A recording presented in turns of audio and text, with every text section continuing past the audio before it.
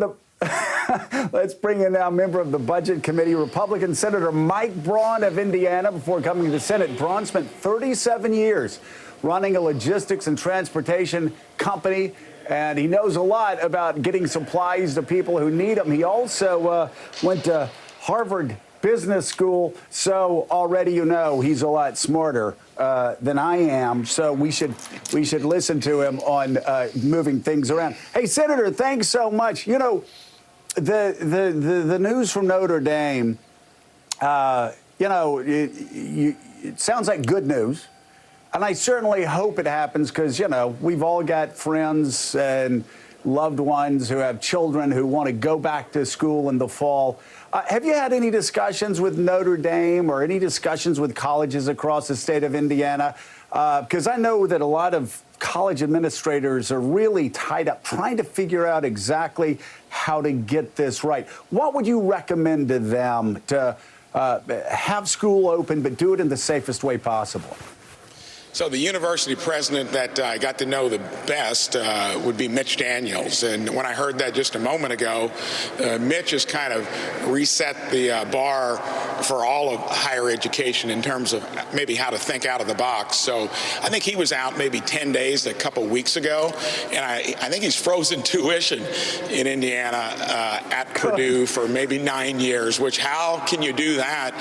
But it's guys like him that motivate me. And real brief aside, I started watching your show when you had Dr. Tom Coburn on frequently. Did a honorary speech to him last night on the floor.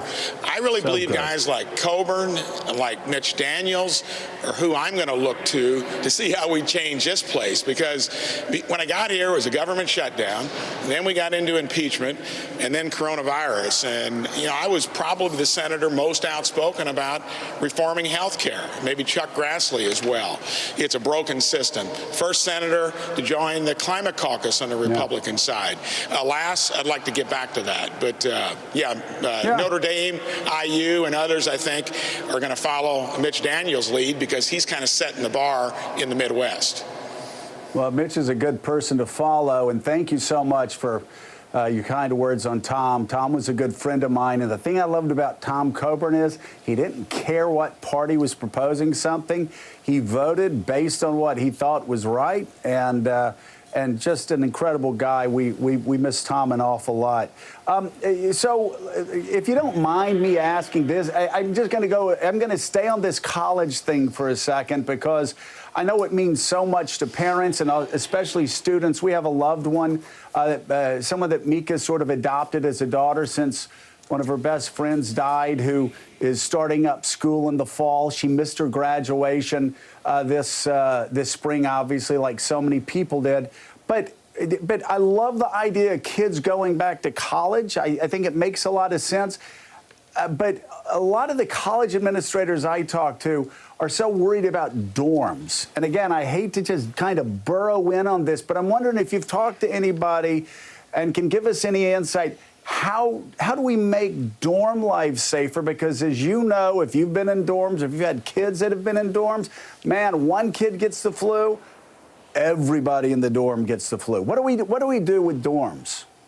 So that's going to be a complication, just like entertainment and hospitality in general, because they rely on, you know, venues that have people elbow to elbow. When you look at talking about like a smart restart or what you can do even in the context of dorms, you could, if you had the discipline, and of course at that age I'm wondering whether that would come into play, you could pay attention to the rules. All along, I've said, listen to the experts on the health care end of it, but be a little entrepreneurial, a little agile when it comes to like, how would you manage that? I think it's going to be critical because it's welling up across the country that we need to figure out how to do it. And I think deans and university presidents are going to have to do maybe what they haven't done before and maybe take a cue from Mitch Daniels. We can do both things at once. My wife had a business in our downtown. the whole downtown was shuttered because essential or non-essential.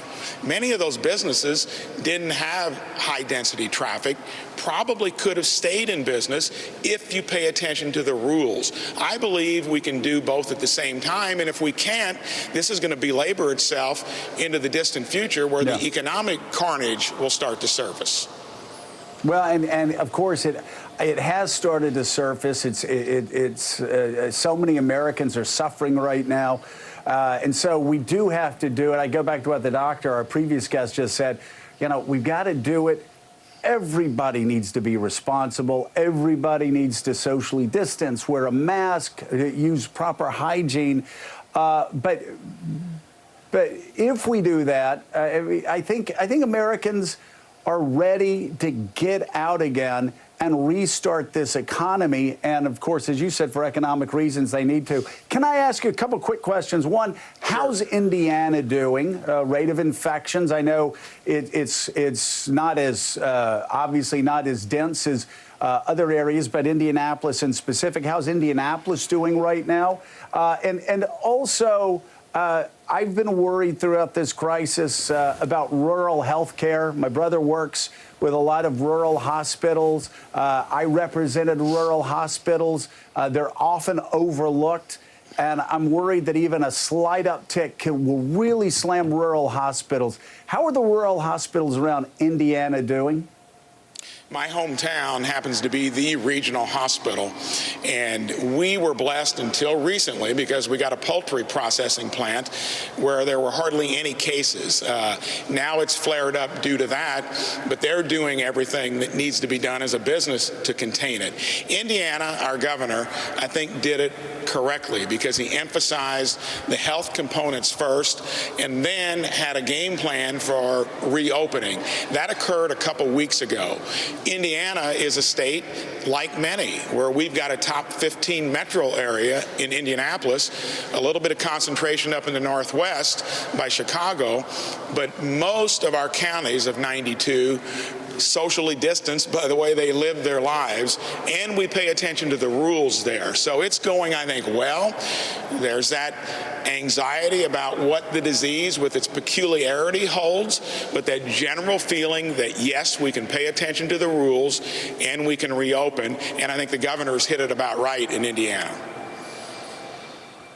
Senator Braun, it's Willie Geist. Good to have you on this morning. I know that the state of Indiana coming up this weekend will open even further on, I believe it is on Sunday. They're going to have 75% capacity in retail outlets and malls and restaurants and places like that.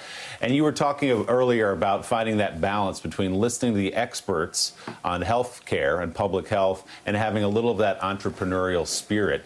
Do you worry at all, though, by opening up to 75%, that some of the entrepreneurial spirit, which we all want to see, obviously, may eclipse the warnings from public health officials and you could have another outbreak, not just in Indiana, but in any state that's going out that way?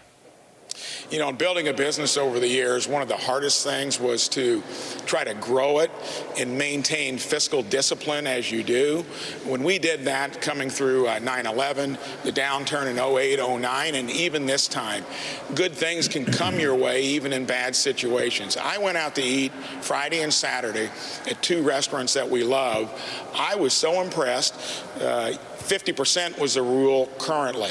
They eliminated 50% of the tables, so there was no, ability to try to cheat on the rules. Both places, mass wiping things down. I really believe businesses, it's in their own best interest to protect their customers and their employees. So yes, there's always risk. You saw the scenes from Wisconsin where younger kids were in a bar respecting none of the rules. I think it'll show up in places where you don't do two things at once. Until we get a vaccine and herd immunity, it's going to be a different paradigm, and I think we'll get used to it. I really do. All right. Senator Mike Braun, we thank you so much for being with us. Hope you'll come back very soon, and I want to thank you again personally for not only myself, but my family and a lot of friends of mine on Capitol Hill still for remembering our dear friend Tom Coburn last night. It really means a lot. Well, you're welcome. That's an easy thing to do. He was kind of my mentor even before I considered running for senator in terms of what an ideal politician should be like. It's a great mentor to have. Senator, thank you so much, and please be safe. Stay safe.